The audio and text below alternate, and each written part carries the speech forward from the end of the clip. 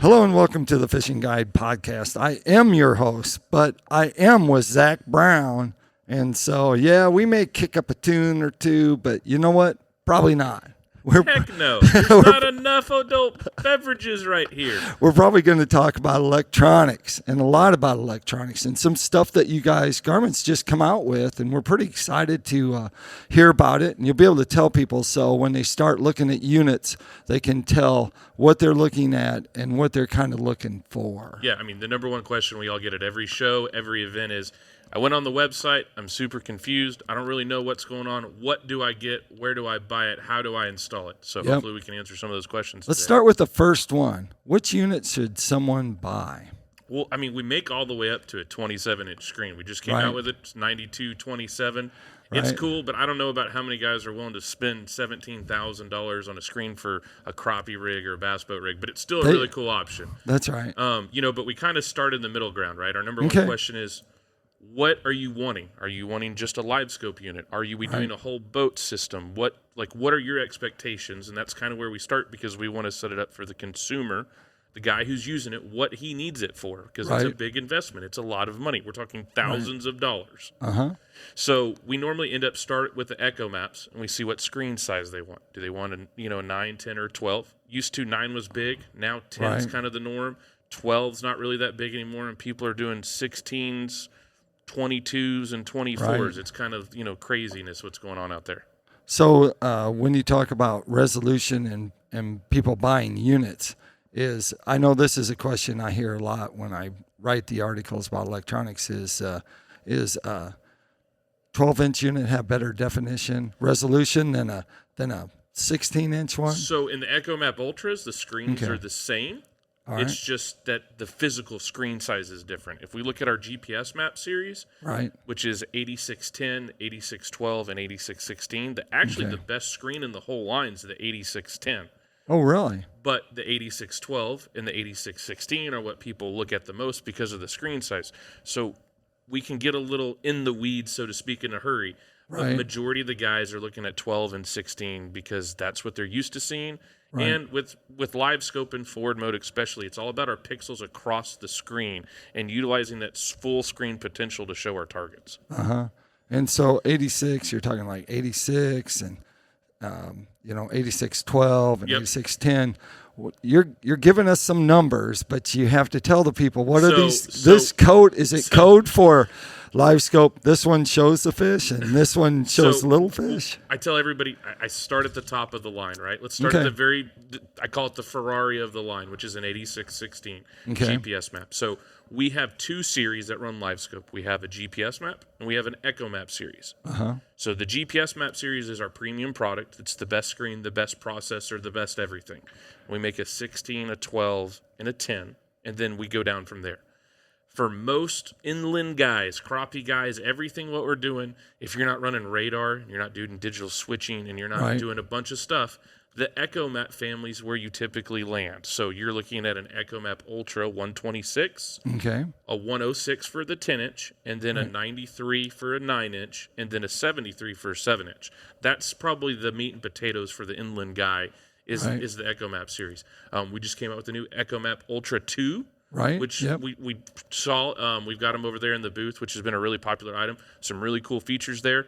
And we had the Ultra for like 3 or 4 years. There's a mix right now, especially in the bass boat world. I know we're talking crappie guys, but even like our high-end we're talking to everyone. Everyone that's out there. So the cool thing about it is that the MLF pros and the elite guys, so the professionals are all running the Ultra series on the professional trails. Because they don't run radar. That's the biggest thing there. So the Ultra 2 is a really cool unit, though. It's way brighter screen, faster processor. The mount's been redone.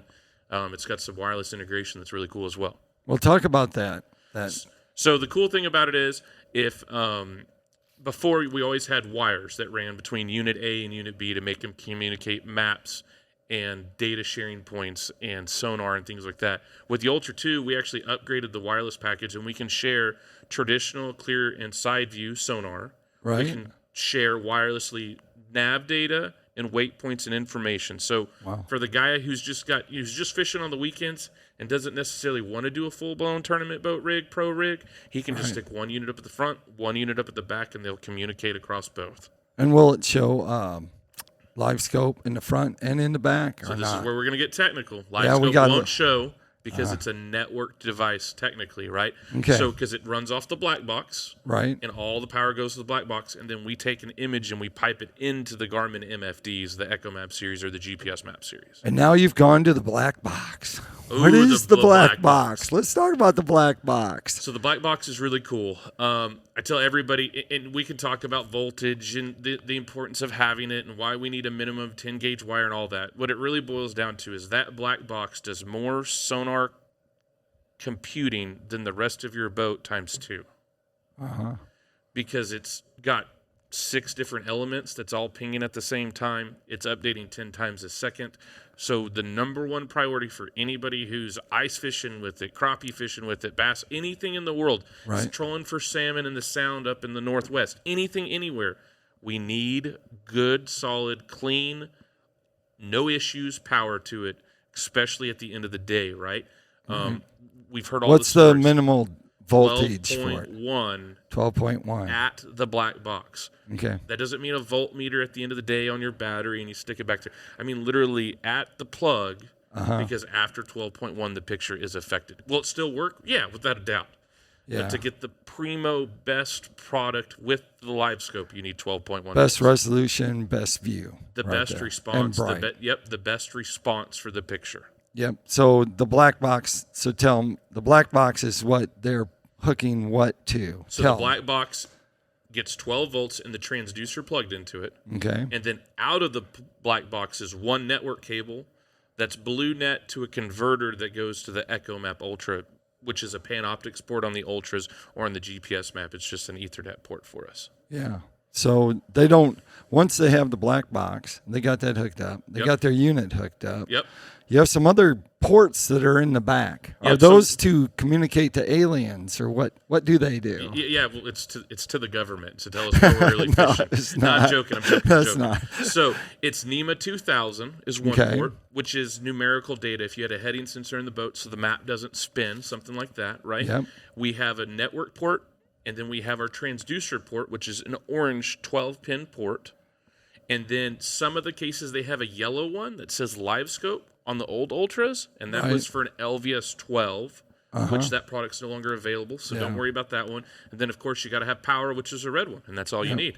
So you used to have 2 different transducers, and now you've shifted from the LVS 32 to the LVS 34. Yep, for sure. So the LVS 32 no longer available unless it is available. Oh, it is. There's still some floating around in the marketplace, right? A shop may have them somewhere. I'm not saying that they're unavailable. I'm just saying you have to look harder to go find them. You can't get them on the website. No, sir. No, sir. So what made the 34? What makes that more special than the 32? Of course, we came out with it. It's a new product. No, I'm joking. So the 34, right? An object has to be seen 14 inches apart at 100 feet to be seen as object 1 and object 2.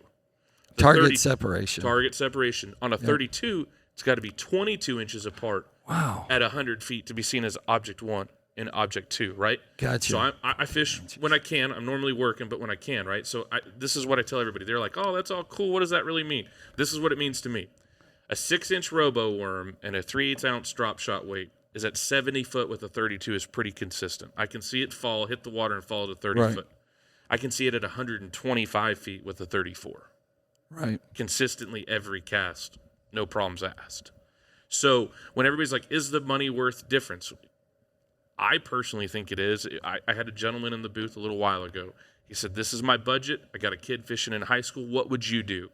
And I've literally built him out option A and option B. And the one thing that was consistent was the 34, because if you're going to spend money on a Garmin system, I think you should buy the LiveScope LVS 34. And isn't target, I mean, you have target separation, but also when you went to the 34, all of a sudden cover and structure changed and it became clear, The stitching, that's what we call it, between the arrays on the bottom's better. And how many stitchings are there? There's 3 arrays. So like if we look at the square, if you ever look at one, there's an element we call it down, forward, and full forward. Yep.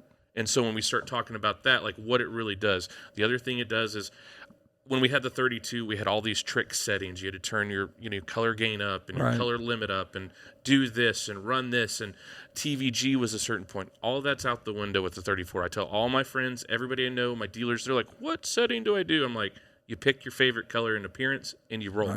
And don't worry about it. And they're like, what do you mean? I'm like, just go fishing. They're like, well, I already saw my bait the first time, and I caught my limit of crappie or whatever. It's amazing to hear the stories that's come from LiveScope. Right. There's a lot of negativity around LiveScope, but it's really funny. They all have it on their boat still. Right, exactly. Let's talk about appearance under sonar settings. Let's go to colors, because the color palettes that you have, because you actually added some color palettes. You added some colors a while back, like maybe last year or a year before, somewhere. Yep. So I will say this. This is my disclosure to any lawyer listening to the show. Okay. Color is in the eye of the beholder, only because I had a guy at one of my seminars who came up to me afterwards and he goes, hey, man, I'm colorblind. None of those colors work for me. So this is my personal preference. We'll just preface that with that story. I really like Caribbean if it's sunny. Right. It's a green tone. It's kind of like black emerald. All the crappie guys know exactly what I'm talking about with black emerald. Yep. But what it does is the hard spot shows up more white, so you can have some target separation, and you can actually see within brush or rock or whatever. You can see the difference. If it's cloudy, I like lava. And if there's any aquatic vegetation, so we're talking milfoil, hydrilla, coontail, water willow, anything like that, I do blue, because blue shows up as the water's blue, and a hard object shows up as red, and a soft object shows up as yellow. Yep. And you can see a fish sitting on top of the grass because it's red and the grass is yellow. Yeah. So I went with Cody Huff. I actually went and videoed with him. So his favorite color is blue.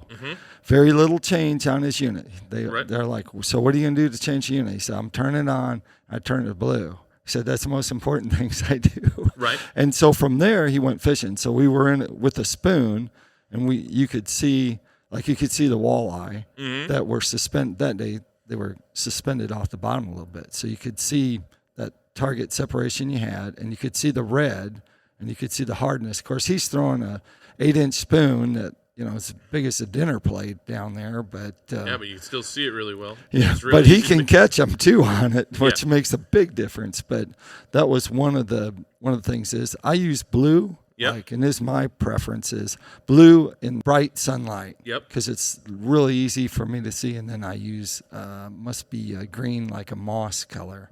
Is it moss? Yep, we have a color called moss. And I use that because the crappie that show up the white like yours, it's more white in the middle, so I know that one's bigger than that one.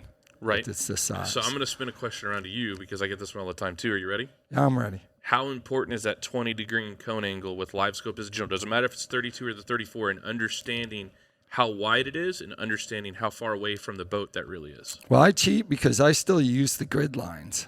So I know what the distance is between, because when people get in the boat, they don't understand what the distance is. And then when I say, how big is that fish? I go, each of these squares, 2 foot. So that was only half a square. That's a foot. Yeah, 12 inches. 12 inches. Trying to keep a keeper largemouth is 15. Yep. So don't fish for them unless they've almost filled a square. Right. So I think the difference in the cone angle as it goes down.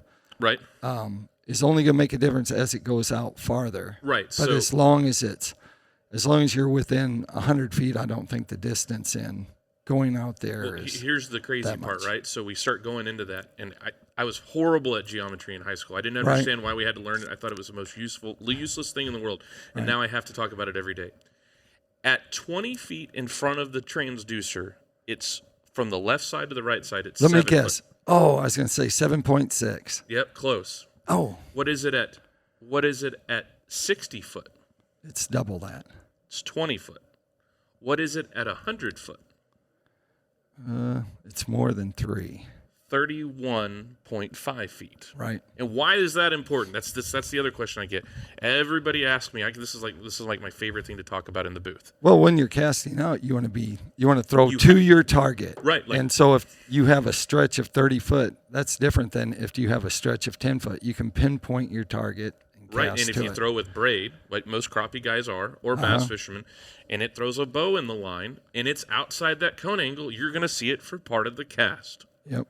or if the boat moves, because you're not running a Garmin Force trolling motor and any other anchor mode trolling motor, it's not going to hold the boat. That's right. That's my number one thing. Everybody's like, oh, it's easy. It's not that easy when you really think about keeping it and presenting it to the fish and understanding where it's really at. So I go with some of the best crappie pros that there are in the world. I go with, and the number one thing that I see is they never take their foot off the pedal. Ever. Never take it off. Like I'll see a bass fisherman on TV or something. He'll take his foot off the pedal and I go, man, I can't hardly cast to him. And I'm like, you gotta keep on it. Yeah, I mean, so the other thing is, right, my little trick is pointer finger, middle finger, it's about 20 degree. Like, I'm sure there's somebody who has a larger degree fingers, but it doesn't matter. It's for reference, right? Right. If that fish is in the middle of the cone, he's going to be the brightest and he's going to shine like a lantern. That's what you'll hear that term. That's another code word kind of going around. That's so you right. want to find the lantern. Yep. Because it's in the middle of that cone angle. So that's the most important thing for me. And everybody's like, oh, you pan a lot. It's like, I just move it back and forth. I want the best return to give me the best option for a fish. That's right. You have any other tips for them besides the? So I like color gain. I'd say color gains, 70 to 80. I think the other big one for me is, I'm a Garmin guy. I believe in our trolling motor. I think brushless trolling motors are absolutely 100% the way to go. Right. I think it's you fight so many other things with a brushed motor, and I get we've ran them for years, and I mean everybody's looking at. I've been fishing, and I went to college, and I did high school. I've been doing it since I was 10. I've been around all the trolling motors and all that. A brushless trolling motor is my favorite thing because it eliminates a ton of issues for us. Right. Yep. So, got another tip? Surely deep down inside there. I would tell you that my other favorite tip is Active Captain. Yeah. And everybody. Tell them what Active Captain is. Active Captain, it's on my phone. There you go. It's on my phone too. So, but you have a unit somewhere around here. Yeah. So, I'll send you screenshots of what we're talking about. But what my favorite thing about Active Captain is like we could be sitting here having a conversation, and you could show me the best crappie hole in the world. Because that's I think that's the camaraderie about fishing is one of my favorite parts. Exactly. And to sit down and actually make a weight point and talk about it and have the same map that's on your phone where you can understand exactly where you're at and make a weight point and then it automatically goes to your graph when you turn them on. Right. When you get there in the morning is an incredibly useful asset. Only for when I completely destroy something and I forget to move weight points over, they're on my phone, and I don't have to worry about losing them or whatever. They're all in a cloud somewhere that's safe and sound. Nobody's going to steal them. And I hate to tell everybody this, we all have the same weight points too. Like I work with a lot of the pros. I work with a lot of the pros. I can put pro after pro's weight points on the same lake, and it's all the same stuff. It's really funny that we think our weight points are special. That's right. So last thing, let's just talk about pollen. Pollen in the water. Ooh, the evil pollen. Yeah, hot. Particulates. Yes. Talk about them. So I would tell anybody who... How are they going to deal with the settings with... You're going to turn your gain back, right? Because there's more stuff in the water. I mean, that's what pollen is, right? It's no different than the air and why I have to take a leg or a D right now every day. Right. So you turn your gain down. And I would also tell you that if it's different everywhere you go, don't be afraid to play with your settings. The cove on the west side of the lake may be different than the one on the east side of the lake because of a west wind. I don't know. Right. It's no different than if you ever dump a trolling motor over in the morning and your LiveScope acts different at the daylight or dusk than it does during the day. It's the same theory. There's more stuff in the water taking place. There's more activity. There's more things. You just have to kind of concede your expectations a tad and play with and push some buttons. Okay. Sounds good. That takes us to a Tackle Time. Tackle Time sponsored by PICO Lures. PICO Lures has a complete line of hard and soft baits. You can check them out at picolures.com. Zach, when you're not singing. Thanks, Zach, buddy. when you're if they want to find out more about Garmin, where would they go? Garmin.com is the easiest place. Any of the local retailers. We're in mass merchant stores like Bass Pro Academy, any place like that. I'd also tell you, go find the local crappie guy or hot guy in the territory. I promise you he's got a LiveScope on the boat. There you go. There you have it. Like I always like to say, make sure you keep your hook sharp. Lures in the water. Thanks, buddy.